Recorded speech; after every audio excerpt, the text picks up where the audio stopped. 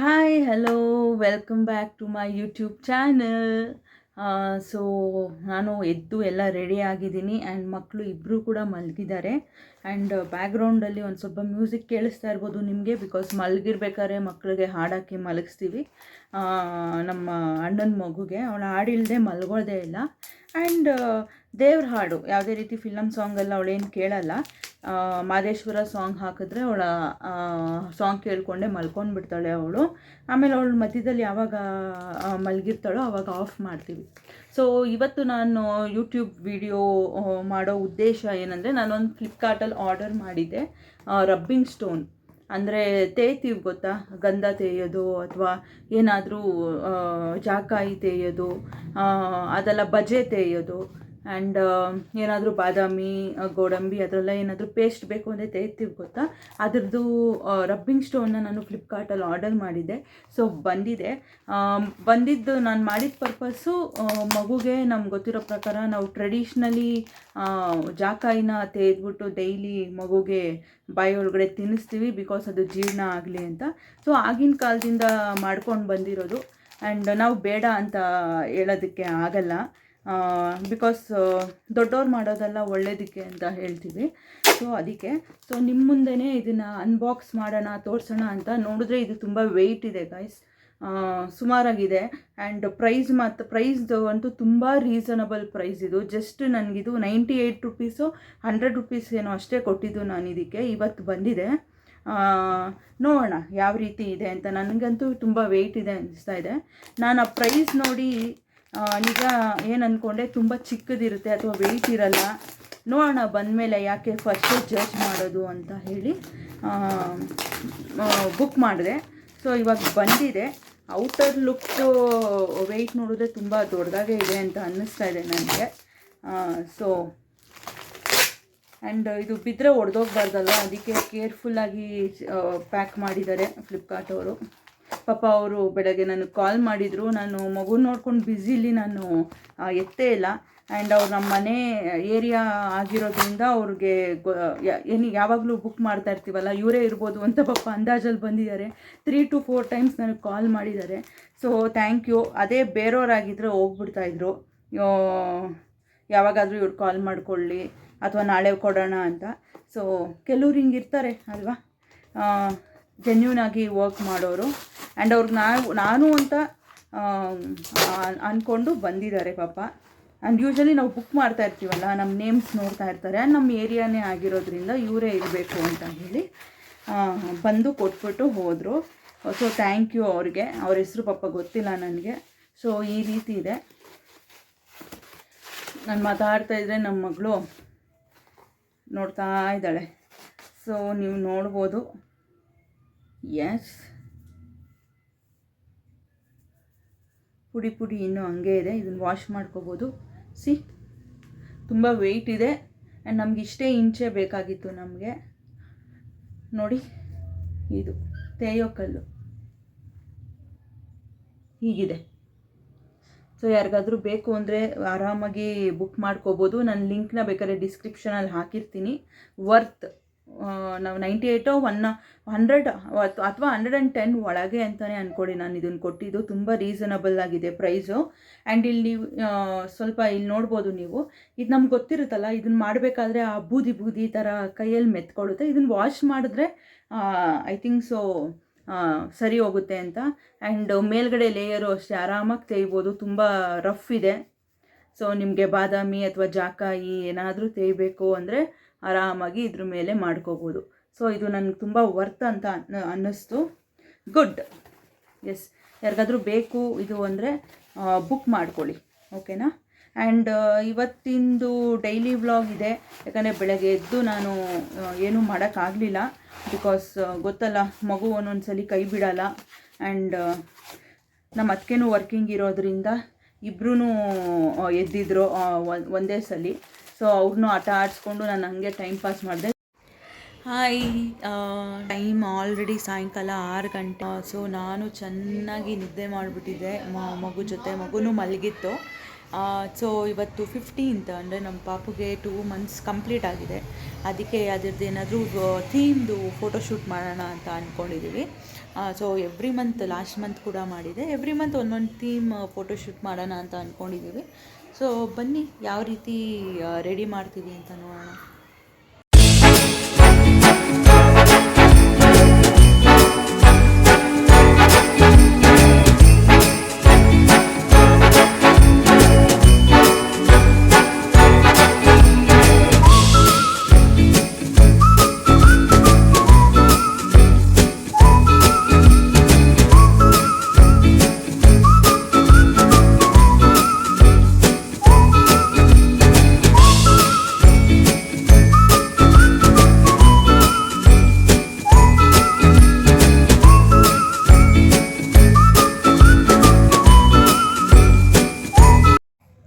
Okay, ಫೋಟೋಶೂಟೆಲ್ಲ ಮುಗೀತು.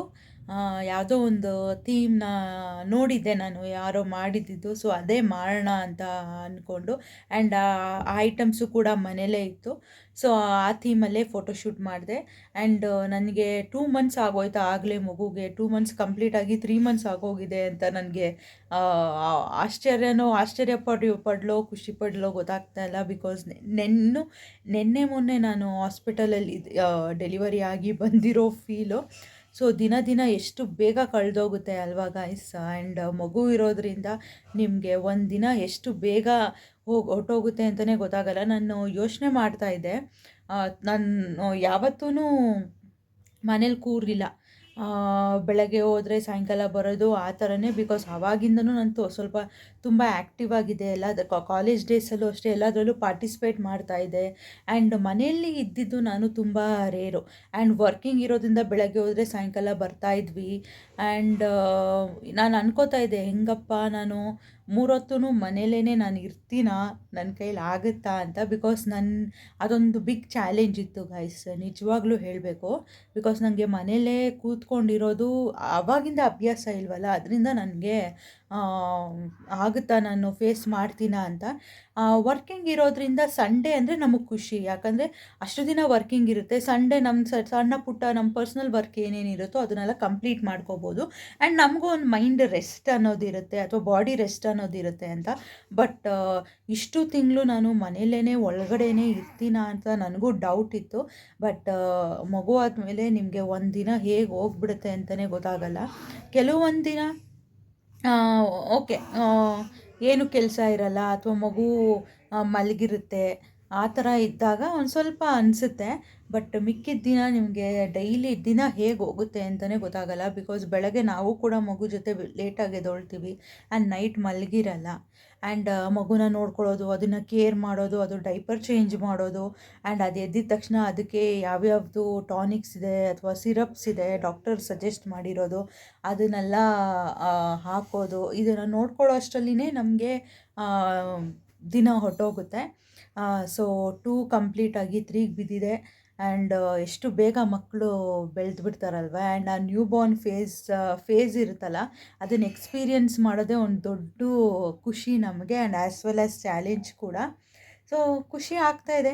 And ನಾನು ನಮ್ಮ ಹಸ್ಬೆಂಡು ಕೂಡ ಅದನ್ನೇ ಯೋಚನೆ ಮಾಡ್ತಾಯಿದ್ವಿ. ನಿನ್ನೆ ಮೊನ್ನೆ ನೀನು ಹಾಸ್ಪಿಟಲ್ಗೆ ಹೋಗಿರೋದು, ಅಥವಾ ನಾವಿಬ್ಬರು ನೀನು ಪ್ರೆಗ್ನೆನ್ಸಿ ಜರ್ನಿ ಇರೋದು ನಿನ್ನೆ ಮೊನ್ನೆ ಆಗಿದೆಯೇನೋ ಅಂತ ಮಾತಾಡ್ಕೋತಾ ಇದ್ವಿ ಫೋನಲ್ಲಿ.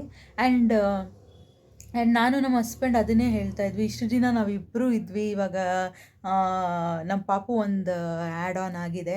ಆ್ಯಂಡ್ ಅದೊಂಥರ ಡಿಫ್ರೆಂಟ್ ಫೀಲಿಂಗು. ಯಾಕಂದರೆ ನಾವು ಇಬ್ಬರೇ ಇದ್ದಿದ್ದರಿಂದ ಮಗು ಬಂದಮೇಲೆ ಆ ಫೀಲೇ ಬೇರೆ ಗೈಸ್. ಅದು ಎಕ್ಸ್ಪೀರಿಯೆನ್ಸ್ ಮಾಡಿದವ್ರಿಗೇ ಅದು ಗೊತ್ತಾಗೋದು. ಆ್ಯಂಡ್ ಅವ್ರು ಅಂತ ಇದ್ದರು, ನಾವು ಹೊರಗಡೆ ಹೋಗ್ಬೇಕಾದ್ರೆ ನಾವು ಏನೂ ಥಿಂಕೇ ಮಾಡ್ತಾ ಇರಲಿಲ್ಲ. ಎಷ್ಟೊತ್ತಾದರೂ ಆಗಲಿ 9 o'clock ಎಲ್ಲಾದರೂ ಹೋಗಬೇಕಾ, ಅಥವಾ ಮೂವಿಗೆ ಹೋಗಬೇಕಾ, ಆಯಿತು ನಾವು ಹೋಗ್ಬಿಡೋಣ ಅಂತ ಹೋಗ್ಬಿಡ್ತಾಯಿದ್ವಿ ನಾವು. ಇವಾಗ ನಾವು ಆ ಥರ ಡಿಸಿಷನ್ಸ್ ತೊಗೊಳಂಗಿಲ್ಲ. ಬಿಕಾಸ್ ಮಗುನೂ ನೋಡಬೇಕು. ನಾವು ಅಷ್ಟೊತ್ತರಲ್ಲಿ ಔಟಿಂಗ್ಸ್ ಆಗಲಿ ಅದನ್ನೆಲ್ಲ ಹೋಗೋದಕ್ಕೆ ಆಗಲ್ಲ ಅನಿಸುತ್ತೆ, ಆ ಮಗು ಒಂದು ಸ್ವಲ್ಪ ದೊಡ್ಡದಾಗೋವರೆಗೂ. ಸೊ ಇದ್ರ ಬಗ್ಗೆ ಎಲ್ಲ ಮಾತಾಡ್ತಾ ಇದ್ವಿ. ಆ್ಯಂಡ್ ಸೊ ಇನ್ನೊಂದು ಏನು ಹೇಳಬೇಕು ಅಂದರೆ ಮ್ಯಾನಿಫೆಸ್ಟೇಷನ್ ಬಗ್ಗೆ ಗಾಯ್ಸ್. ನಾನು ಹೇಳಿದ ಪ್ರಕಾರ ಯಾರ್ಯಾರು ಮ್ಯಾನಿಫೆಸ್ಟೇಷನ್ ಮಾಡಬೇಕು ಅಂದ್ಕೊಂಡಿರೋ ಸ್ಟಾರ್ಟ್ ಡೂಯಿಂಗ್, ನಾನು ಅದನ್ನು ಸ್ಟಾರ್ಟ್ ಮಾಡಿದ್ದೀನಿ. ಆ್ಯಂಡ್ ಕೆಲವೊಂದು ಸಲ ನೀವು ಬರೆಯೋದನ್ನು ಮರೆಯೋ ಚಾನ್ಸಸ್ ಇರುತ್ತೆ. ಫಾರ್ ಎಕ್ಸಾಂಪಲ್, ನೀವು ಬೆಳಗ್ಗೆ ಬರೆದು ಆಫ್ಟರ್ನೂನ್ ಏನೋ ಒಂದು ಕೆಲಸದಲ್ಲಿ ಮರ್ತೋಗಿರ್ತೀರ ಅಥವಾ ಆಗಿಲ್ಲ.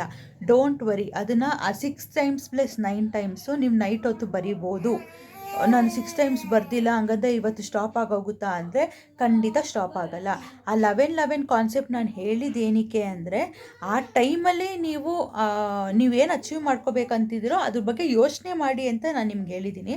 ಅಕಸ್ಮಾತ್ ಫಾರ್ ಎಕ್ಸಾಂಪಲ್ ಸ್ಕಿಪ್ ಆಯಿತು ಅಂದರೆ ನೋ ಪ್ರಾಬ್ಲಮ್, ಅದನ್ನು ನೀವು ನೆಕ್ಸ್ಟ್ ನೈಟ್ ಟೈಮಲ್ಲಿ ಬರೀರಿ.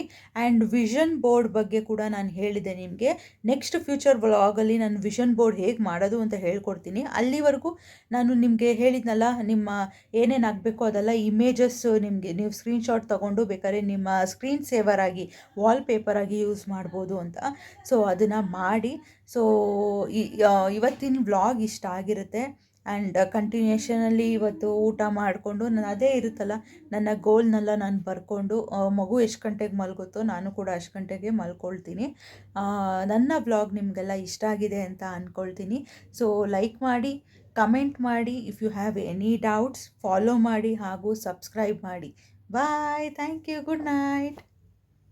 ನನ್ನ ನೈಟ್ ಮ್ಯಾನಿಫೆಸ್ಟೇಷನ್ ಮಾಡ್ತಾ ಗೋಲ್ಸ್ನ 9 ಟೈಮ್ಸ್ ಬರಿತಾ ಯೂನಿವರ್ಸಿಗೆ ಥ್ಯಾಂಕ್ ಯು ಹೇಳಿ ಆ್ಯಂಡ್ ಗ್ರ್ಯಾಟಿಟ್ಯೂಡ್ನ ತೋರಿಸಿ ನನ್ನ ಲೈಫಲ್ಲಿ ಇವತ್ತಿನ ದಿನ ತುಂಬ ಸ್ಪೆಷಲಾಗಿ ನೋಡ್ಕೊಂಡಿದ್ದಕ್ಕೆ ಯೂನಿವರ್ಸ್ಗೆ ಥ್ಯಾಂಕ್ ಯು ಅಂತ ಹೇಳಿ ಮಲಗ್ತೀನಿ. ಬಾಯ್.